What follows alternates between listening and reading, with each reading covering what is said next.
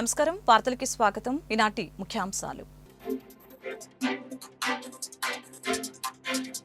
ముఖ్యమంత్రిగా ఉన్న సమయంలో జగన్ ఏనాడు ప్రజల్లో తిరగలేదని, ప్రజల్లోకి వస్తే పరదాలు కట్టుకునేవారని సీఎం చంద్రబాబు ఆగ్రహం. స్వర్ణాంధ్ర స్వచ్ఛాంధ్ర కార్యక్రమంలో పాల్గొన్న సీఎం గత ప్రభుత్వం రాష్ట్రాన్ని విధ్వంసం చేసిందని ఆరోపణ.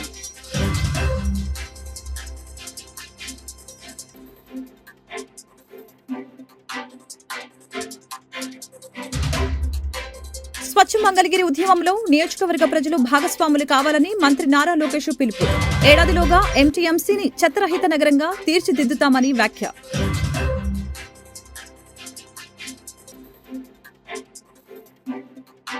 గాంధీజీ మహిళా కళాశాల వద్ద ఉన్న అన్నా క్యాంటీన్ క్షేత్రస్థాయిలో పరిశీలించిన వీఎంసీ కమిషనర్ ధ్యానచంద్ర. అన్నా క్యాంటీన్లో ప్రజల అభిప్రాయాలను ఖచ్చితంగా తీసుకోవాలని వెల్లడి.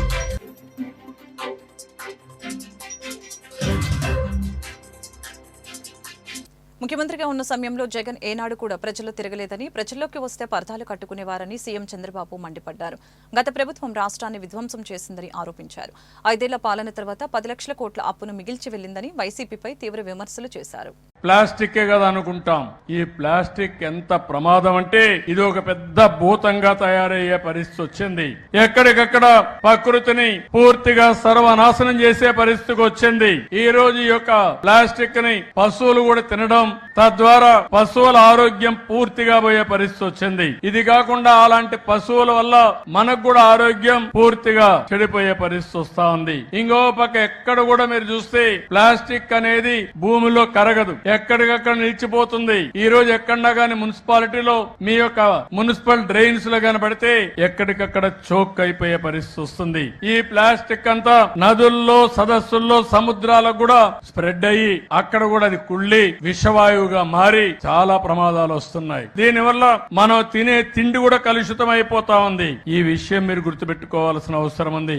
ఒకప్పుడు పశువుల కోసమే అనుకున్నాం, కొన్ని పశువులు ఉన్నాయి, ఓసారి తెలియకుండా అది ఆహారం అని అవి కూడా తినేసే పరిస్థితి వస్తా ఉంది. ఇది వచ్చినప్పుడు ఇప్పుడే ఆ పాప చెప్పినట్టు మన ఆరోగ్యాలు పూర్తిగా దెబ్బతినడం, హార్మోన్లు సమతుల్యం దెబ్బతినడం, శ్వాసకోశ వ్యాధులు రావడం, కడాన క్యాన్సర్ కూడా వచ్చే పరిస్థితి వచ్చింది. ఇటీవల కాలంలో మీరు ఒక విషయం గుర్తుపెట్టుకోవాలి. క్యాన్సర్ వచ్చినప్పుడు బాధపడుతున్నాం, క్యాన్సర్ రావడానికి కారకమైనటువంటి ఆహారాన్ని మనం తినే పరిస్థితికి వచ్చాం. ఒక్క ఉదాహరణ మీరు చూస్తే బీహార్ నుంచి ప్రతిరోజు ఒక ట్రైన్ ఒకప్పుడు ఢిల్లీకి వచ్చేది. దేనికోసం అంటే కూలీలు వచ్చి పనిచేసి సాయంత్రం ఇంటికి పోయేవారు. ఇప్పుడు ఢిల్లీలో ఇటీవల కాలంలో కూలీ పనులు లేకుండా చాలా మంది రావడం మానేశారు. కానీ పంజాబ్ నుంచి ఒక ట్రైన్ వస్తుంది. ఆ ట్రైన్ దేనికి వస్తుందంటే క్యాన్సర్ పేషెంట్లంతా పంజాబ్ నుంచి ఢిల్లీకి వస్తారు. ఈ విషయం మీరు గుర్తుపెట్టుకోవాలి. ఒకప్పుడు పంజాబ్ అంటే దేశాన్ని రక్షించే డిఫెన్స్ వ్యక్తులను తయారు చేసిన రాష్ట్రం, దేశానికి అన్నం పెట్టిన రాష్ట్రం. ఆంధ్రప్రదేశ్ అన్నపూర్ణ అయితే దీంతో సమాంతరంగా గోధుమలు గాని ధాన్యం గాని పండించి దేశం మొత్తం పంపించే పరిస్థితికి వచ్చారు. అక్కడ ఎరువుల్లో ఏదైతే ఉందో క్రిమిసంహారక మందులు గాని ఎక్కువ కెమికల్స్ వాడారు, ఫెర్టిలైజర్స్ వాడారు. దాని వల్ల ఈ రోజు చూస్తే అది క్యాన్సర్లు వచ్చే పరిస్థితి వస్తా ఉంది. ఈ విషయం కూడా మీరు గుర్తుపెట్టుకోవాల్సిన అవసరం ఉంది. మొన్నే నేను మన రాష్ట్రంలో పుట్టినటువంటి నోరి దత్తాత్రేయుడిని అడ్వైజర్ గా పెట్టి క్యాన్సర్ రాకుండా ఉండాలంటే ఏం చేయాలనో చేయడం కోసం చర్యలు తీసుకుంటున్నామని చెప్పి కూడా నేను మీకు తెలియజేస్తున్నా. ఈ రోజు క్యాన్సర్ అనేది మనం నివారించుకునే అవకాశాలు కూడా ఉన్నాయి. యామారితే ప్రమాదం. ఈ రోజు మీరు చూస్తున్నారు, మా అత్తగారు క్యాన్సర్ తో చనిపోతే ఆ రోజు ఎన్టీ రామారావు గారు చెప్పిన తర్వాత ఆవిడ పేరుతో బసవ తారకం క్యాన్సర్ హాస్పిటల్ పెట్టాం. ఈ రోజు బాలకృష్ణ గారు చూసుకున్నారు. దాన్ని కొన్ని వేల మందికి ట్రీట్మెంట్ ఇచ్చే పరిస్థితికి వస్తున్నాం. ఈ రోజు ఇలాంటి కార్యక్రమాలు చూసినప్పుడు నేను ఒకటే మిమ్మల్ని అందరినీ కోరుతున్నా, ఎట్టి పరిస్థితుల్లో సింగిల్ యూజ్డ్ ప్లాస్టిక్ ని మనం ఎక్కడికక్కడ కంట్రోల్ చేయాల్సిన అవసరం ఉంది. దీనిపైన ఒక యుద్ధమే చేయాల్సిన అవసరం ఉంది. స్వచ్ఛ మంగళగిరి ఉద్యమంలో నియోజకవర్గ ప్రజలు భాగస్వాములు కావాలని విద్య, ఐటీ శాఖల మంత్రి నారా లోకేష్ పిలుపునిచ్చారు. ఏడాదిలోగా ఎంటీఎంసీని చెత్తరహిత నగరంగా తీర్చిదిద్దుతామని చెప్పుకొచ్చారు. ప్రతి ఒక్కరు కూడా పరిశుభ్రత పాటించాలని, తల్లిదండ్రులు కూడా పిల్లలకి పరిశుభ్రతపై దాదాపు ₹1 కోటి మన కార్మికులకి ఎక్విప్మెంట్ అవసరం ఉందో, బాగింగ్ మెషిన్ కానివ్వండి, పనిముట్లు కానివ్వండి, ఇవన్నీ అందిస్తుంది. ఇంకో పక్కన ఢిల్లీ సంస్థ కూడా స్వచ్ఛ ఇంటర్నేషనల్ జీతాలు కూడా వాళ్ళు చెల్లించే పరిస్థితి వచ్చారు. మనందరి లక్ష్యం ఒకటే పెట్టుకోవాలి, త్వరలోనే భారతదేశంలో మన ర్యాంకింగ్ వస్తాయి. మన స్థాయి కార్పొరేషన్ ఉన్నప్పుడు, అన్ని కార్పొరేషన్ మధ్య పోటీ ఉన్నప్పుడు మనం మొదటి స్థానంలో స్వచ్ఛతలో ఉండాలి. దానికి మనందరిలో చైతన్యం రావాలి. అందుకే ఈరోజు పిల్లలు కూడా వచ్చారు, వాళ్ళ తల్లిదండ్రులు వచ్చారు, అధికారులు అందరూ ఇక్కడ ఉన్నారు. స్వచ్ఛత అనేది చాలా అవసరం. ప్రశాంత్ వాతావరణం స్వచ్ఛంగా ఉన్నప్పుడు మన ఆలోచనలు కూడా స్వచ్ఛంగా ఉంటాయి. అందుకే నేను శాసనసభ్యుడు అయిన తర్వాత చెరువుల్ని అభివృద్ధి చేస్తున్నాం, పార్కులు కడుతున్నాం, భవన నిర్మాణ కార్మికులు కావాల్సిన వసతులు వాళ్ళు కూడా తీసుకుంటున్నాం, పారిశుద్ధ్య కార్మికులు కావాల్సిన సామాగ్రి అందజేస్తున్నాం. ఇవన్నీ ఎందుకు చేస్తున్నాం అంటే స్వచ్ఛత అనేది మనందరం భాగస్వామ్యం అవుతేనే సాధించగలుగుతాం. ఈ రోజు నుంచి రాబోయే ఒక సంవత్సరం అంటే కరెక్ట్గా 365 రోజులు ఒక యుద్ధంగా మంగళగిరిని ఒక స్వచ్ఛ మంగళగిరిగా తీర్చిదిద్దే లక్ష్యంతో పనిచేయాలి. మంగళగిరి అంటే ఎన్టీఎంసీ కార్పొరేషన్ ఒక స్వచ్ఛ కార్పొరేషన్ గా తీర్చిదిద్దాల లక్ష్యంతో మనందరం పనిచేయాలి. ఈరోజు కమిషనర్ గారి ఆధ్వర్యంలో పారిశుద్ధ్య కార్మికులు బాగా కష్టపడుతున్నారు. ఇంకా కొన్ని ఏరియాల్లో ఇంప్రూవ్ చేయాల్సిన అవసరం ఉంది. ప్రజలు కూడా చెప్పారు, తప్పనిసరిగా చేస్తాం, వాళ్ళు ఎలాంటి సందేహం లేదు. రాబోయే 18 నెలల్లో భూగర్భ డ్రైనేజ్, భూగర్భ డ్రింకింగ్ వాటర్ పైప్ లైన్, భూగర్భ గ్యాస్, భూగర్భ విద్యుత్ లైన్లు కూడా మన ప్రభుత్వం మంగళగిరి కార్పొరేషన్ కి ఇవ్వబోతుంది. కానీ ప్రజల్లో కూడా చైతన్యం రావాలి. స్వచ్ఛత అనేది కేవలం రాజకీయ నాయకులు, అధికారులు, పారిశుద్ధ్య కార్మికుల పని కాదు, మనందరి పని. చెత్త రోడ్డు పక్కన వెళ్దాం, మనం వేస్తే అక్కడ చెత్త ఉంటుంది. డ్రైన్లు ఈరోజు మూసుకుపోయినంటే దానికి కారణం మనం వేసిన చెత్త. సో ఇక్కడున్న పిల్లలు కూడా వాళ్ళ తల్లిదండ్రుల చైతన్యం తీసుకురావాలి. ఈరోజు మీరు అద్భుతంగా మేము వేసిన ప్రశ్నకు సమాధానం చెప్పారు. ఈరోజు అద్భుతంగా ఆర్ట్ వర్క్ చేశారు. ఇది కేవలం అకాడమిక్ ఎక్సర్సైజ్ కాదు. మీరు ఇంటికి వెళ్ళినప్పుడు మీ తల్లిదండ్రుల చైతన్యం తీసుకురావాలి.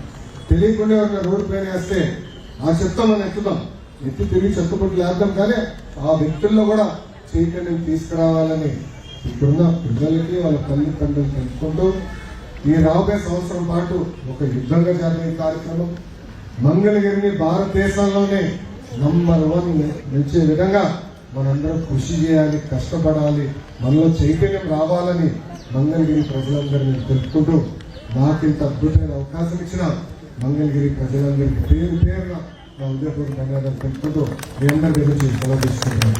జై హింద్. ముఖ్యమంత్రి వర్యులు కలిసి దీనికి గాను మనందరము ఒక స్వచ్ఛ ప్రతిజ్ఞ తీసుకోవడానికి సమయం.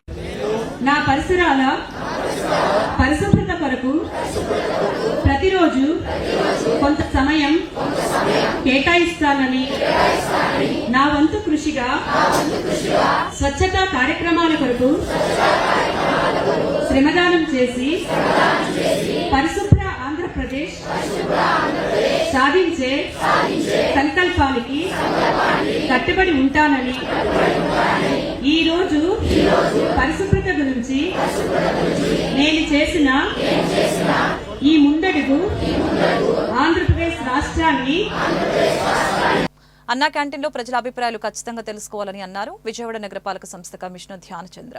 శనివారం ఉదయం గాంధీజీ మహిళా కళాశాల వద్ద గల అన్నా క్యాంటీన్ క్షేత్రస్థాయిలో పరిశీలించారు. గాంధీజీ మహిళా కళాశాలలో గల అన్నా క్యాంటీన్లో QR కోడ్ ద్వారా స్కాన్ చేసి అభిప్రాయాన్ని సేకరించే ప్రక్రియను పరిశీలించారు.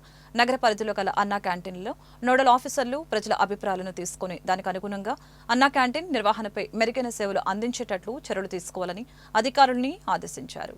స్వచ్ఛాంధ్ర స్వర్ణాంధ్ర కార్యక్రమంలో భాగంగా ఈ రోజు ఉదయం చల్లపల్లి ఎంపీడీఓ కార్యాలయం ఆవరణం వద్ద కృష్ణా జిల్లా కలెక్టర్ బాలాజీ స్వయంగా చీపురు పట్టి పరిసరాలను పరిశుభ్రం చేశారు. అనంతరం చల్లపల్లిలో తడి పొడి చెత్త సేకరణ పనితీరుని స్వయంగా పరిశీలించారు. కార్యక్రమంలో చల్లపల్లి స్వచ్ఛ సుందర చల్లపల్లి కార్యకర్తలు, ప్రజా ప్రతినిధులు, వివిధ శాఖల అధికారులు పాల్గొన్నారు. చల్లపల్లి ప్రజలందరికీ కూడా మీ ఇంటి కొడుకు కలెక్టర్ బాలాజీ చేసే నమస్కారములు. మీ చల్లపల్లి మన రాష్ట్రంలోనే చాలా ప్రత్యేకమైన స్థానంలో ఉంది. కారణం ఏంటి అంటే రాష్ట్రంలో ఎక్కడా లేనట్టు ఇక్కడ తెల్లవారుజామున ఒక 200 మంది స్వచ్ఛ కార్యకర్తలు స్వచ్ఛందంగా వచ్చి శానిటేషన్ కార్యక్రమాలన్నీ కూడా చేపడుతున్నారు. దానికి మీరు కూడా ప్రజలు కూడా చాలా సహకారం అందిస్తుండడం వల్ల చాలా వరకు చాలా క్లీన్ గా స్వచ్ఛ చల్లపల్లి ఉంది. అయినప్పటికీ కూడా ఇంకొక 2-3 అడుగులు మనం ముందుకెళ్తే ఇంకా కూడా మెరుగ్గా చేసుకునే దానికి అన్ని అవకాశాలు ఉన్నాయి. దాని గురించి మీకు ఒక 2 విజ్ఞప్తులు చేయాలి అనే ఉద్దేశంతో ఈ యొక్క వీడియో చేస్తున్నాను. మొట్టమొదటి విజ్ఞప్తి ఏంటి అంటే, మనకు ఇప్పుడు మన ఉద్దేశం ఏంటి అంటే చెత్తని తగ్గించేదే మన ఉద్దేశం అవ్వాలి. యాక్చువల్లీ అంటే చెత్తని మనం తగ్గిస్తేనే, లేదంటే రాను రాను రాను మనం ఎంత కష్టపడినా కూడా చెత్త పేరుకుపోతూ ఉంటుంది. యాక్చువల్లీ ఈ చెత్త తగ్గించడం అంటే మనకు పొడి చెత్తని తగ్గించాలి, దాంట్లో కూడా మనము క్యారీ బ్యాగ్స్ తగ్గించాలి. అంటే ఈ సింగిల్ యూస్ ప్లాస్టిక్ అంటే మనం ఏది ఒకేసారి వాడి పారేస్తామో దాని వల్లే కూడా మన చెత్త పెరుగుతూ పోతుంది. మీరే ఆలోచించండి, మనం 10 సంవత్సరాలు 15 సంవత్సరాలు క్రితం మనం ప్రతి షాప్ కి వెళ్లేటప్పుడు ఇంటి నుంచి ఒక సంచి తీసుకొని వెళ్లేవాళ్ళం, ఇంటి నుంచి ఒక బుట్ట తీసుకొని వెళ్లేవాళ్ళం. యాక్చువల్లీ అక్కడ నుంచి మాత్రమే అదే దాంట్లో నుంచి సరుకులు తీసుకొని వచ్చేవాళ్ళం. కానీ ఇప్పుడు రాను రాను యూజ్ అండ్ త్రో ఐటమ్స్ అలవాటు అయ్యే కొద్దీ చెత్త కూడా పెరుగుతూ పోతా ఉంది. మనం ఈ చెత్త తగ్గించే దిశలో ఈ స్వచ్ఛ చల్లపల్లిలో రానున్న ఒక నెలలో క్యారీ బ్యాగ్స్ లేని చల్లపల్లిగా తయారు చేసే దానికి నినాదానికి ఈ రోజు మనము నాంది పలుకుతూ ఉన్నాము. సో దయచేసి దానికి నా రిక్వెస్ట్ ఏమంటే, ప్రతి ఒక్కరూ కూడా మీరు షాపుకు వెళ్లేటప్పుడు మీ ఇంటి నుంచి దయచేసి క్యారీ బ్యాగ్స్ ఎక్స్పెక్ట్ చేయొద్దు. ఇంటి నుంచి మీరే కూడా ఒక క్లాత్ బ్యాగ్ ఒకటి తీసుకొని వెళ్ళండి. సో మేము స్లోలీ అన్ని షాప్స్ లో కూడాను ప్లాస్టిక్ బ్యాగ్స్ తీసేసి క్లాత్ బ్యాగ్స్ నే పెట్టడానికి అన్ని చర్యలు కూడా తీసుకుంటున్నాము. దాంట్లో మీ సహకారం ఉంటే ఇంకా చాలా బాగుంటుంది. యాక్చువల్లీ మళ్ళీ షాప్ ఓనర్స్ కూడా నేను రిక్వెస్ట్ చేసుకుంటున్నాను, మీరు ప్లాస్టిక్ క్యారీ బ్యాగ్స్ ని ఇవ్వకుండా క్లాత్ బ్యాగ్స్, పేపర్ బ్యాగ్స్ నే ఇవ్వండి వాళ్ళకి. సో దానివల్ల మనకు ఇంకా చెత్త చాలా వరకు తగ్గిపోతుంది, ఇంకా మెరుగ్గా చేయొచ్చు. ఇప్పుడు మీరు ఆలోచిస్తే, నేను ఇక్కడ మాట్లాడుతున్న ఒక ప్లేస్ ఏముంది, ఇది ఒక డంప్ యార్డ్ ని ఇంత చాలా బ్యూటిఫుల్ గా ఒక గార్డెన్ లాగా ఏర్పాటు చేశారు. కానీ మనం ఈ చెత్త తగ్గించుకోకపోతే ఈ గార్డెన్ వెనకాల మళ్ళీ ఇంకొక చిన్నగా మనకు డంప్ యార్డ్ క్రియేట్ అవుతుంది. ఎన్ని డంప్ యార్డ్స్ అని మనం క్లియర్ చేసుకోగలుగుతాం?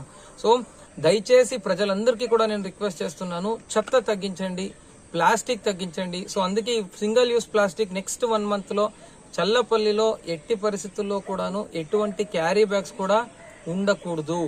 అది మీ సహకారం నుంచే అవుతుంది. ప్రజలందరూ కోఆపరేట్ చేస్తే మన స్వచ్ఛ చల్లపల్లి ఇంకొక అడుగు ముందుకు వెళ్లి మన రాష్ట్రానికే ఒక ఆదర్శంగా నిలుస్తుంది. ఈ సందర్భంలో మన స్వచ్ఛ చల్లపల్లి కోసం తాపత్రయపడుతున్న ఇక్కడ పనిచేసే ప్రతి ఒక్క స్వచ్ఛ చల్లపల్లి కార్యకర్తకు, ఇక్కడ సర్పంచ్ గారికి, మళ్ళీ ఇక్కడ మన పంచాయత్ సెక్రటరీ గారికి, అందరికన్నా ముఖ్యంగా ఇక్కడ అందరికీ కూడా ఒక లీడర్షిప్ ఇచ్చి ముందుకు తీసుకొని వెళ్తున్న డాక్టర్ దంపతులందరికీ కూడా నేను కృతజ్ఞతలు తెలియజేస్తున్నాను. మర్చిపోవద్దండి, నెక్స్ట్ 1 month లో మనం చల్లపల్లిలో క్యారీ బ్యాగ్స్ లేకుండా చేద్దాం, ప్లాస్టిక్ క్యారీ బ్యాగ్స్ లేకుండా చేద్దాము.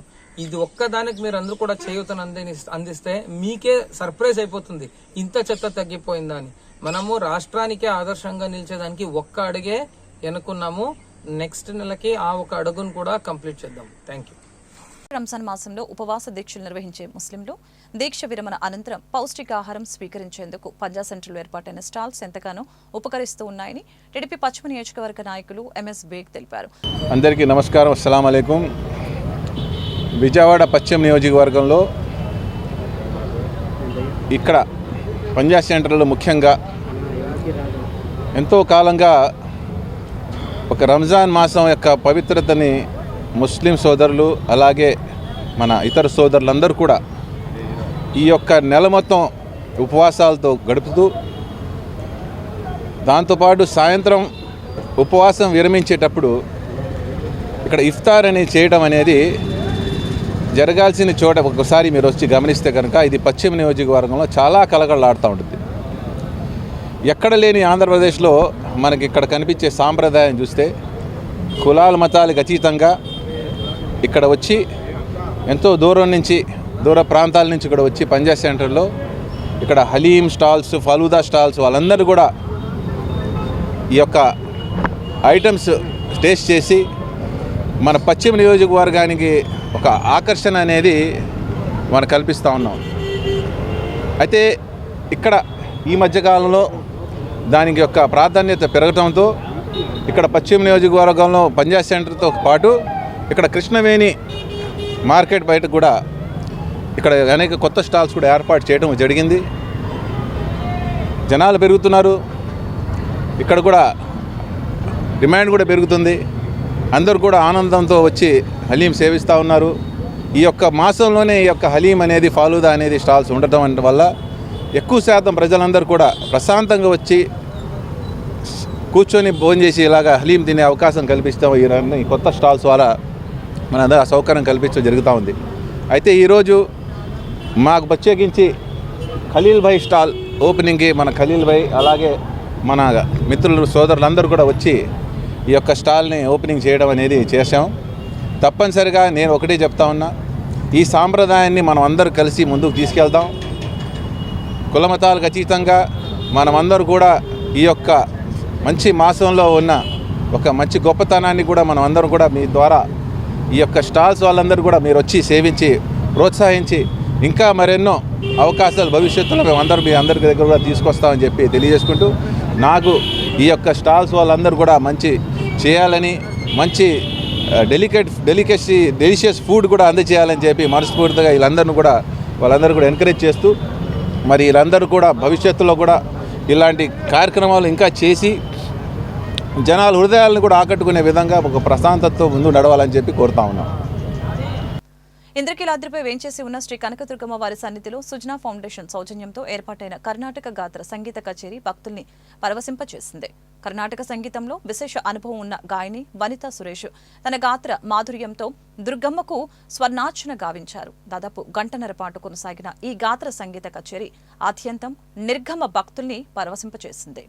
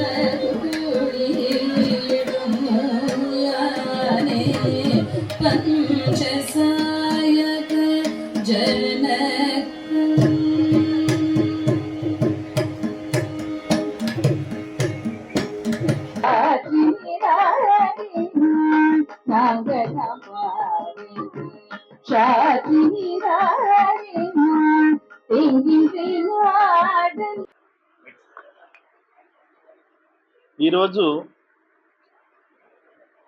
శ్రీ దుర్గా మల్లేశ్వర స్వామి దేవస్థానం నందు ప్రతిరోజు జరిగే విధంగా ప్రతి శుక్ర, శని, ఆదివారాలు ముఖ్యమైన తేదీలు జరిగే విధంగా మనకి కళావేదికలో ఓ చక్కటి కార్యక్రమం జరిగింది.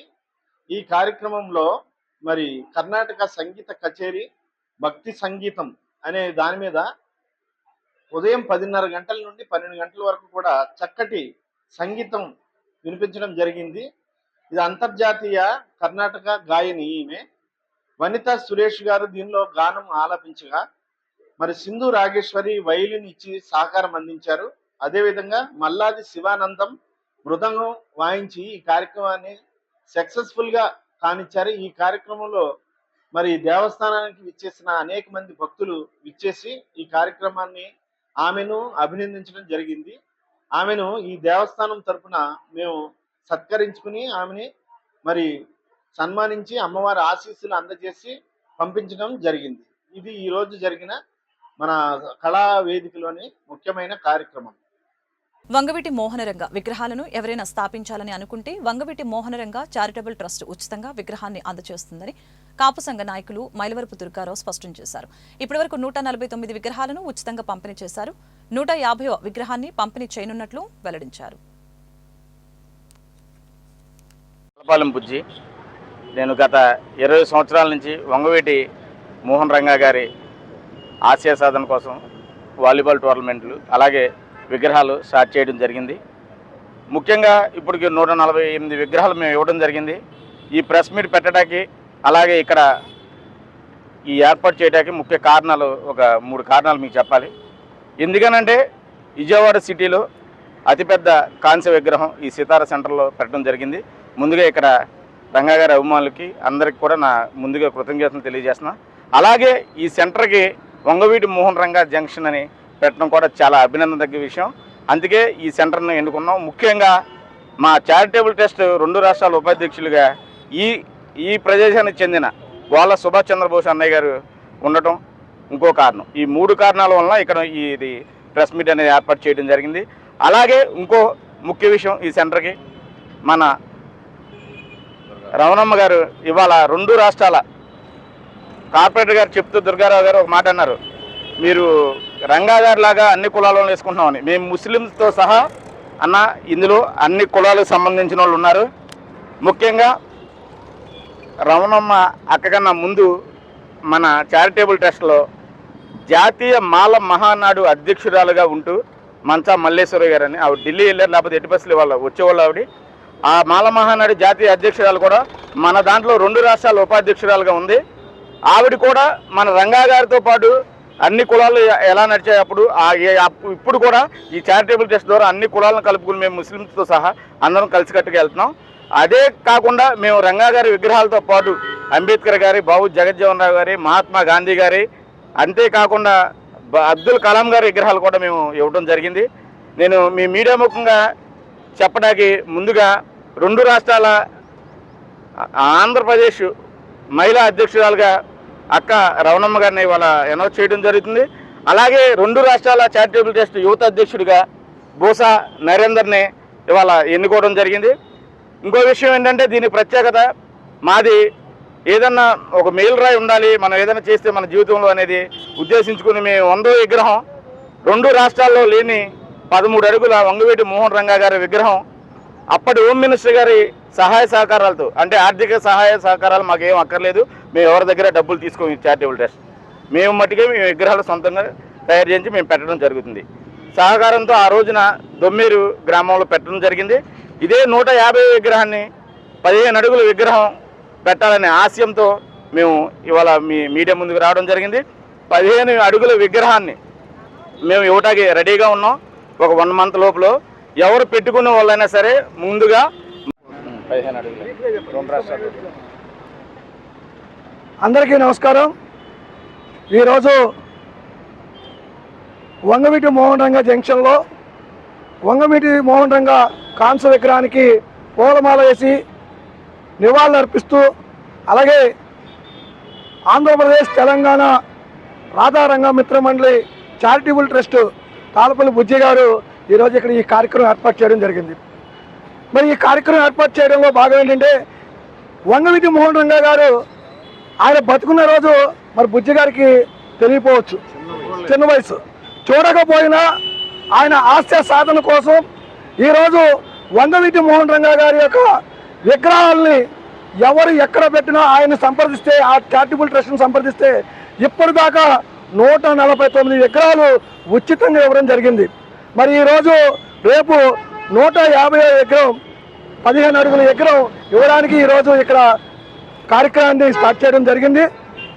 అలాగే రాధారంగా మిత్రమండలి ఇంకా వ్యాప్తి చెందాలని చెప్పి ఆ రోజు ఏదైతే రంగా గారు ఎస్సీ ఎస్టీ మైనార్టీల కోసం ఏదైతే కష్టపడ్డారో అదేవిధంగా అన్ని వర్గాల్ని కలుపుకుంటూ రాధారంగా మిత్రమండలి ద్వారా ప్రతి ఒక్క వర్గాన్ని. వార్తలు ముగించే ముందు ముఖ్యాంశాలు మరొకసారి.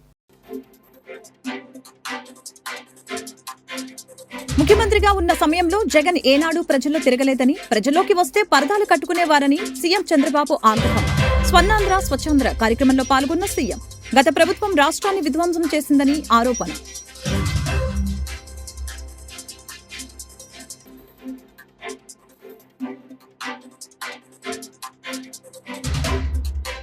స్వచ్ఛ మంగళగిరి ఉద్యమంలో నియోజకవర్గ ప్రజలు భాగస్వాములు కావాలని మంత్రి నారా లోకేష్ పిలుపు. ఏడాదిలోగా ఎంటీఎంసీని చెత్తరహిత నగరంగా తీర్చిదిద్దుతామని వ్యాఖ్య.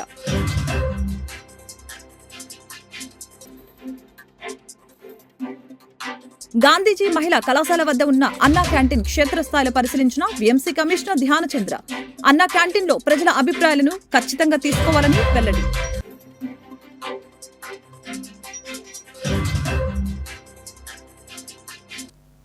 ఈ వార్తలు ఇంతటితో సమాప్తం. మరొక బులెటిన్ మళ్ళీ కలుద్దాం.